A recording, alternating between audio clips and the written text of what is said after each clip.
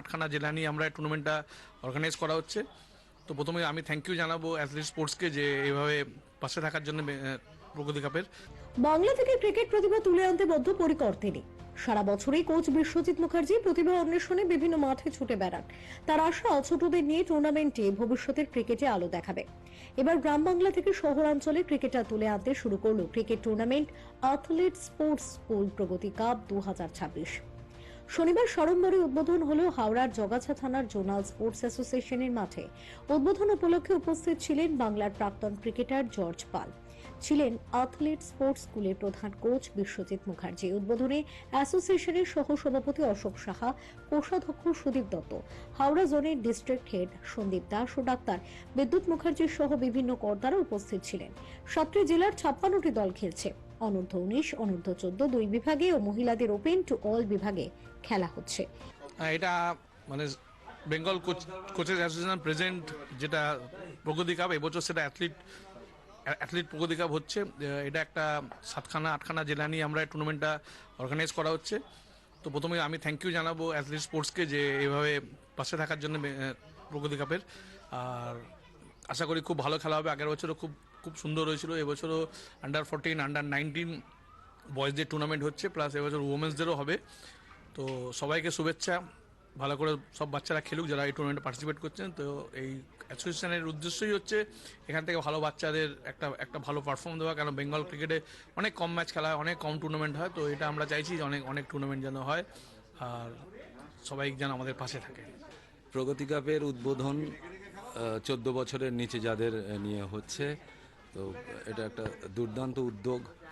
আমি বলবো Bengal cricket coaches অ্যাসোসিয়েশনের তরফ থেকে এটা একটা অসাধারণ উদ্যোগ।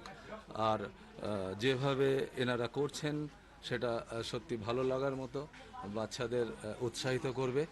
আর এখানে মোটামুটিভাবে যারা যারা কোচেস আছেন তাদের আমার শুভেচ্ছা। আরও ভালো করে এই টুর্নামেন্ট হোক। আর স্পন্সরার হিসেবে অ্যাথলেট স্পোর্টস স্কুলকে আমার তরফ থেকে অনেক শুভেচ্ছা যে তারা একটা ভালো উদ্যোগ নিয়েছেন। বাচ্চাদের তুলে আনার জন্য এর থেকে ভালো মঞ্চ হতে পারে না। আশা করি খেলাগুলো খুব ভালো হবে, যথেষ্ট ভালো পরিবেশ।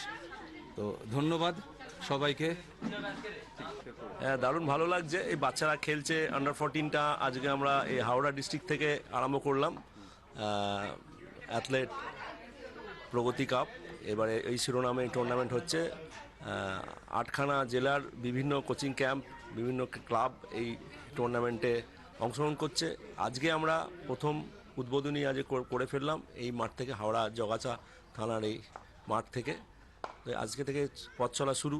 এবার আমরা সুষ্ঠুভাবে এটাকে শেষ করতে চাই। আমরা চাইবো সবাই খুব আনন্দ করুক, ভালো করে মন দিয়ে খেলুক। এখান থেকে পরবর্তী প্রজন্মের কিছু ভালো খেলোয়াড় আশা করি আমরা এখান থেকে পাবো। আমাদের বেঙ্গল ক্রিকেট কোচেস অ্যাসোসিয়েশন আমরা তৈরি হয়েছিলাম বাংলা ক্রিকেটারদের উন্নতি করার জন্য। সেই প্রকল্প নিয়ে আমরা গত বছর প্রগতি কাপ চালু করেছিলাম। এটা আমাদের দ্বিতীয় বছর। গত বছর আন্ডার 17 বয়েজদের জন্য একটা টুর্নামেন্ট হয়েছিল, সেটাকে এবার আমরা একটু বাড়িয়েছি মানে এজ গ্রুপটা দুটো গ্রুপ ভেঙেছি আমরা। একটা আন্ডার 14 টুর্নামেন্ট হচ্ছে, আর একটা আন্ডার 19 টুর্নামেন্ট হচ্ছে। আরেকটা হচ্ছে সেটা হচ্ছে মেয়েদের জন্য ওপেন টু অল মেয়েদের একটা টুর্নামেন্ট হচ্ছে। ওখানে কোনো বয়সের ব্যারিয়ার নেই।